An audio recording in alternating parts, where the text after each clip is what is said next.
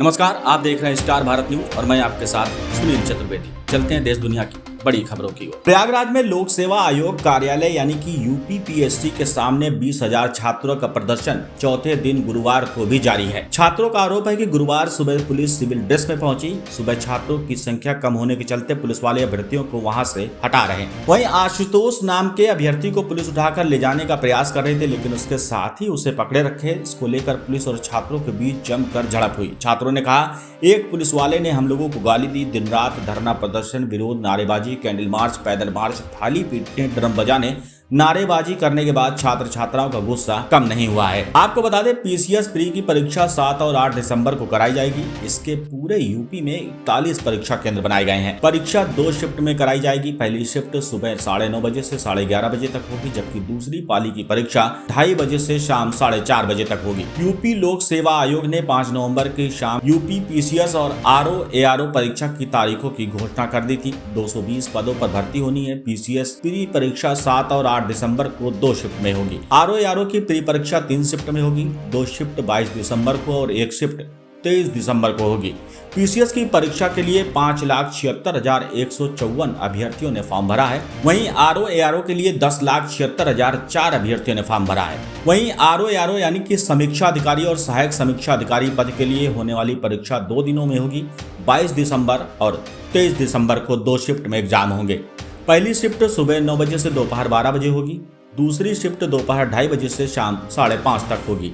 इसमें 10,76,000 कैंडिडेट शामिल होंगे। ये परीक्षा 11 फरवरी को कराई गई थी, लेकिन एग्जाम के पहले ही पेपर लीक हो गया था। तारीखों की घोषणा करते वक्त आयोग ने बताया, एक साथ परीक्षा करवाने के लिए 1758 सेंटर की जरूरत है, लेकिन 41 जिलों में 978 ही योग्य मिले हैं। इसमें एक साथ 4,35,074 अभ्यर्थी परीक्षा दे सकते हैं, इसलिए परीक्षा 2 दिन में करवाने का फैसला किया गया है। किसी भी परीक्षार्थी के साथ कोई दिक्कत ना हो, इसके लिए नियम के मुताबिक नॉर्मलाइजेशन होगा। अब हम आपको बताते हैं नॉर्मलाइजेशन का पूरा गणित क्या है। जो परीक्षाएं एक दिन में एक शिफ्ट में खत्म हो रही हैं, उसमें नॉर्मलाइजेशन नहीं अपनाया जाता, लेकिन जो परीक्षा अलग अलग डेट पर होती है, अलग अलग प्रश्न पत्र होते हैं, उसमें ये अपनाया जाता है। क्योंकि हर पेपर के डिफिकल्टी लेवल में थोड़ा अंतर हो सकता है, इस कारण सरल आए पेपर के ही शिफ्ट के छात्रों को ही फायदा ना हो, इसलिए नॉर्मलाइजेशन प्रोसेस अपनाया जाता है। इसके लिए विभाग एक फार्मूले के आधार पर काम करता है। हम आपको संक्षेप में नॉर्मलाइजेशन का पूरा गणित उदाहरण के रूप में समझाते हैं। मान लीजिए कि कोई परीक्षा 3 शिफ्ट में हो रही है। हर शिफ्ट में 5-5 अभ्यर्थी शामिल हुए। प्रश्न पत्र कठिन आया। अभ्यर्थियों को क्रमशः 80, 85, 90, 95, 100 नंबर मिला। दूसरी शिफ्ट का पेपर सरल आया। उसमें शामिल 5 अभ्यर्थियों को 110, 115, 120, 125, 130 नंबर मिला। तीसरी शिफ्ट का पेपर नॉर्मल रहा। उसमें शामिल 5 अभ्यर्थियों को 90, 95, 100, 105, 110 नंबर मिला। इसे देखने के बाद अंदाजा लगाया जा सकता है कि दूसरी शिफ्ट के अभ्यर्थी ज्यादा सिलेक्ट होंगे, इसलिए यहाँ नॉर्मलाइजेशन अपनाया जाएगा। उदाहरण में जो 3 शिफ्ट बताया है, उसमें दूसरी शिफ्ट को ऊपर रखा जाएगा। पहली शिफ्ट वालों को 30-30 नंबर एक्स्ट्रा मिलेगा।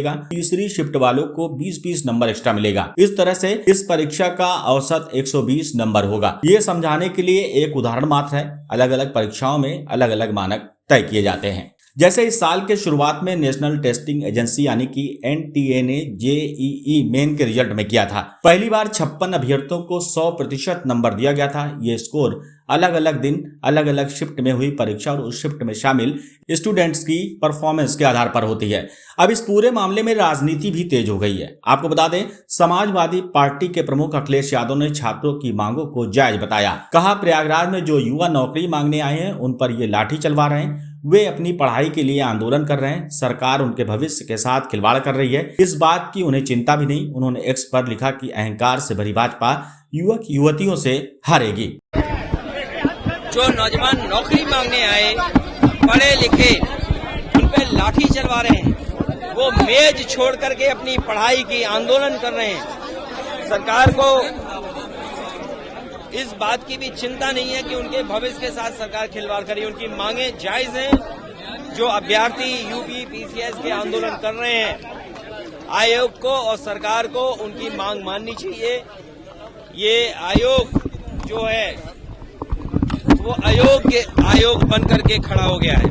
दूसरी ओर उत्तर प्रदेश मुख्यमंत्री केशव प्रसाद मौर्य ने कहा कि बच्चों की मांगों को सरकार गंभीरता से ले रही है। भाजपा छात्रों और युवाओं के साथ खड़ी है। अधिकारियों को निर्देश दिए गए हैं कि छात्रों से बातचीत करके उसका उचित समाधान निकालें। अब बात करते हैं भारतीय जनता पार्टी के कद्दावर नेता ब्रजभूषण शरण की, तो उन्होंने क्या कहा वो भी आप सुनिए। इसको हल्के में नहीं, लगातार प्रदर्शन कर रहे हैं विद्यार्थी, यही इसको हल्के में नहीं लेना चाहिए। बच्चे हैं, अपने ही बच्चे हैं,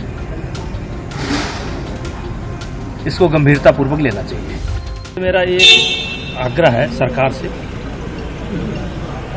कि बच्चों के जो मांग है उस पर बहुत गंभीरता पूर्वक विचार करना चाहिए और सहानुभूति पूर्वक विचार करना चाहिए। इसको हल्के में नहीं, लगातार प्रदर्शन कर रहे हैं विद्यार्थी, यही इसको हल्के में नहीं लेना चाहिए। कुछ गलती शायद पुलिस वालों से इलाहाबाद में हो गई जी, लाठीचार्ज भी हुआ, तो जिसको लेकर के छात्र इस समय काफी आंदोलनरत हैं। बच्चे हैं, अपने ही बच्चे हैं,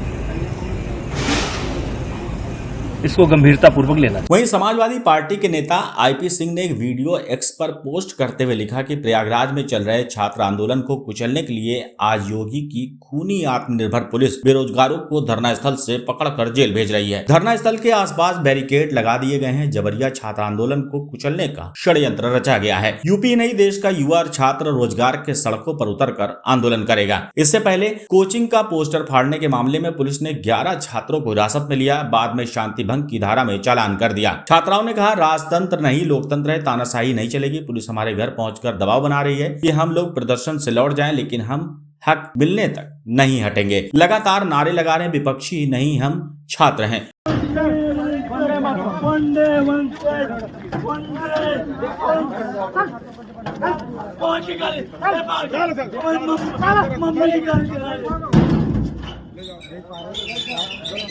और देख पा रहे हैं कि छात्रों के साथ किस प्रकार से इनको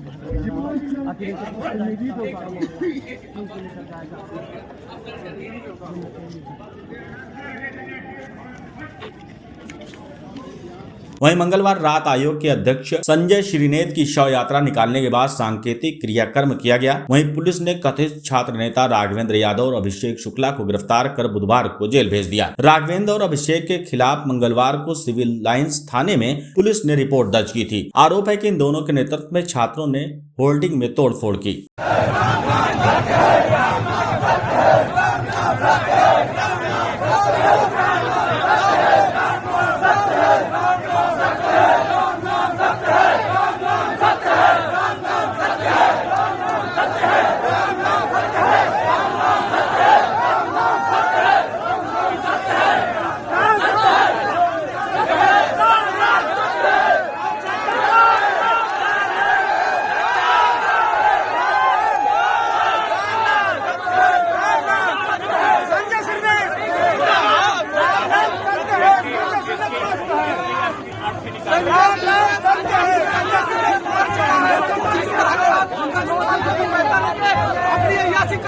संजय स्नेह को यहाँ का छात्र मारा घोषित करने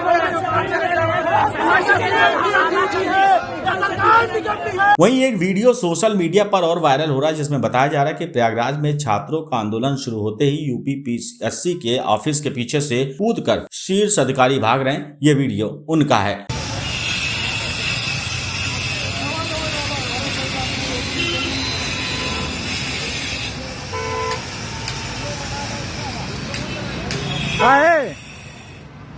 बना हम आपका थोड़ी बहुत उनका बना रहे हैं।